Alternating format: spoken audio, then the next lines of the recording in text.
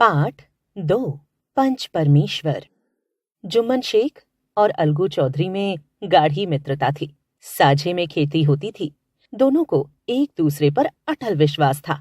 जुम्मन जब हज करने गए थे तब अपना घर अलगू को सौंप गए थे। अलगू जब कभी बाहर जाते तो जुम्मन पर अपना घर छोड़ देते थे।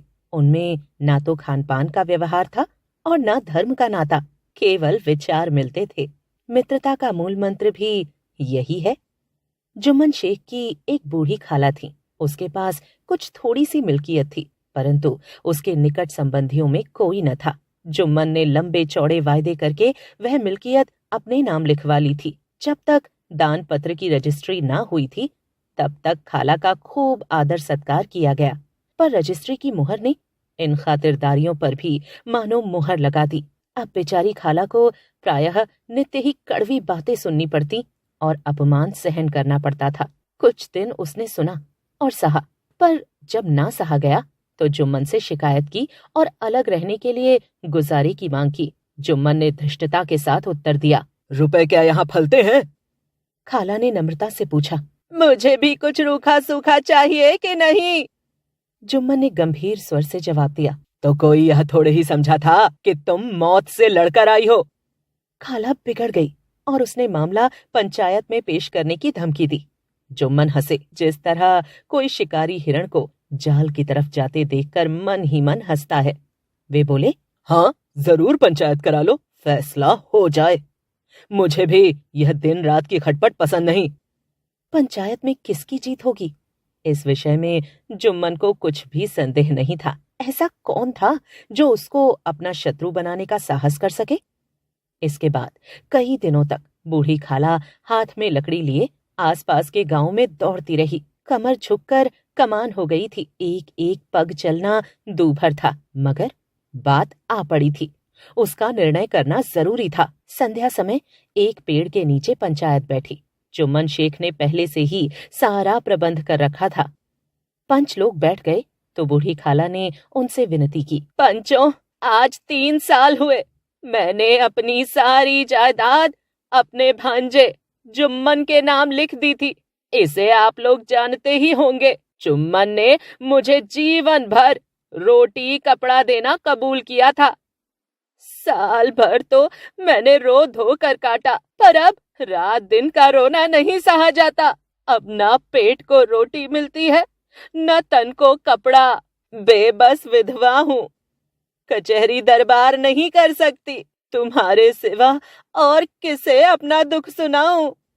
तुम लोग जो राह निकाल दो उसी पर चलूं। मैं पंचों का हुक्म सिर माथे चढ़ाऊंगी।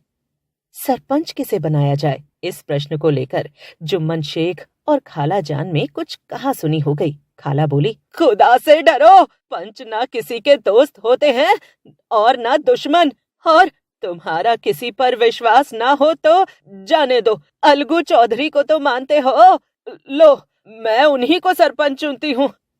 जुम्मन शेख आनंद से फूल उठे, परंतु भावों को छिपाकर बोले, अलगू चौधरी ही सही, मेरे लिए जैसे रामधन मिश्र वैसे अलगू। जुम्मन को पूरा विश्वास था कि अब बाजी मेरी है, पर जब अलगू चौधरी ने जुम्मन से जिरह शुरू की तो एक एक प्रश्न जुम्मन के हृदय पर हथौड़े की चोट की तरह पड़ने लगा। जुम्मन चकित थे कि अलगू को क्या हो गया। अभी यह मेरे साथ बैठा हुआ कैसी कैसी बातें कर रहा था, इतनी ही देर में ऐसी काया पलट हो गई कि मेरी जड़ खोदने पर तुला हुआ है। क्या इतने दिनों की दोस्ती कुछ भी काम ना आएगी? जुम्मन शेख इसी असमंजस की स्थिति में पड़े हुए थे कि अलगू ने फैसला सुनाया। जुम्मन शेख, पंचों ने इस मामले पर विचार किया। उन्हें यह नीति संगत मालूम होता है कि खाला जान को माहवार खर्च दिया जाए। बस यही हमारा फैसला है।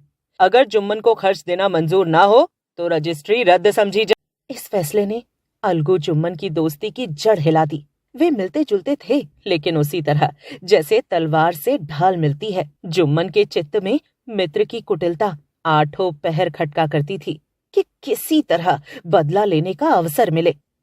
ऐसा अवसर जल्दी ही जुम्मन के हाथ आया। अलगू चौधरी बटेसर से 2 बैलों की एक बहुत अच्छी जोड़ी लाए थे।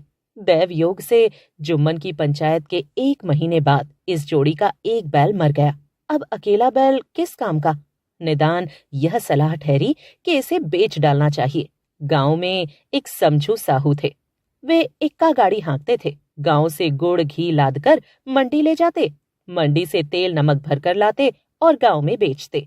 इस बैल पर उनका मन लहराया। उन्होंने सोचा, यह बैल हाथ लगे तो दिन भर बेखटके 3 खेप हों। आजकल तो एक ही खेप के लाले पड़े रहते हैं।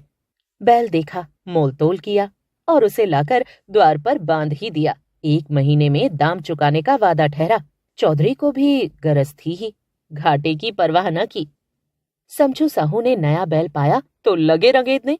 एक दिन में 3-3, 4-4 खेप करने लगे। न चारे की फिक्र थी न पानी की, बस खेपों से काम था। मंडी ले गए, वहां कुछ सूखा भूसा सामने डाल दिया। बेचारा जानवर अभी दम भी न ले पाया था कि फिर जोत दिया। अलगू चौधरी के घर तो चैन की बंसी बजती थी। कहाँ वह सुख चैन, कहाँ यह 8 पहर की खपत। महीने भर में वह पिस सा गया। एक दिन चौथी खेप में साहू ने दूना बोझ लादा। दिन भर का थका जानवर पैर न उठते थे, पर साहू को जल्दी पहुंचने की फिक्र थी। अतएव उन्होंने कई कोड़े निर्दयता से फटकारे। बैल धरती पर गिर पड़ा और ऐसा गिरा कि फिर न उठा। इस घटना को कई महीने बीत गए। अलगू जब अपने बैल के दाम मांगते, तब साहू और सहुआइन झल्लाते और अनाप शनाप कहने लगते। सबने पंचायत कराने का परामर्श दिया। साहू जी राजी हो गए। अलगू ने भी हामी भर ली। पंचायत बैठी तो रामधन मिश्र ने कहा, बोलो चौधरी, किसको पंच बदते हो? अलगू ने दीन भाव से कहा, समझू साहू ही चुन ले। समझू खड़े हुए और कड़क कर बोले, मेरी ओर से जुम्मन शेख। जुम्मन का नाम सुनते ही अलगू चौधरी का कलेजा धक धक करने लगा, मानो किसी ने अचानक थप्पड़ मार दिया हो। किसी ने पूछा, क्यों चौधरी, तुम्हें कोई उज्र तो नहीं? चौधरी ने निराश होकर कहा, नहीं, मुझे क्या उज्र होगा। सरपंच का मुख्य आसन ग्रहण करते हुए शेख के मन में अपनी जिम्मेदारी का भाव पैदा हुआ। उन्होंने सोचा, मैं इस वक्त न्याय और धर्म के सर्वोच्च आसन पर बैठा हूँ। मेरे मुंह से इस समय जो कुछ भी निकलेगा वह देववाणी के सदृश है, और देववाणी में मेरे मनोविकारों का कदापि समावेश न होना चाहिए। मेरा सत्य से जौ भर भी टलना उचित नहीं। पंचों ने दोनों पक्षों से सवाल जवाब किए। जुम्मन ने फैसला सुनाया, अलगू चौधरी और समझू साहू, पंचों ने तुम्हारे मामले पर अच्छी तरह विचार किया। समझू को उचित है कि बैल का पूरा दाम दे। जिस समय उन्होंने बैल लिया उस वक्त उसे कोई बीमारी न थी। अगर उसी समय दाम दे दिए जाते तो आज समझू उसे फेर लेने का आग्रह न करते। बैल की मृत्यु केवल इस कारण हुई कि उससे बड़ा कठिन परिश्रम लिया गया और उसके दाने चारे का अच्छा प्रबंध न किया गया। सरपंच का फैसला सुनकर अलगू चौधरी फूले न समाये, उठ खड़े हुए और जोर से बोले, पंच परमेश्वर की जय। इसके साथ ही चारों ओर ध्वनि हुई, पंच परमेश्वर की जय। थोड़ी देर के बाद जुम्मन अलगू के पास आए और उनके गले लिपटकर बोले, जब से तुमने मेरी पंचायत की तब से मैं तुम्हारा शत्रु बन गया था, पर आज मुझे ज्ञात हुआ कि पंच के पद पर बैठकर ना कोई किसी का दोस्त होता है न दुश्मन। न्याय के सिवा उसे और कुछ नहीं सूझता। आज मुझे विश्वास हो गया कि पंच की जबान से खुदा बोलता है।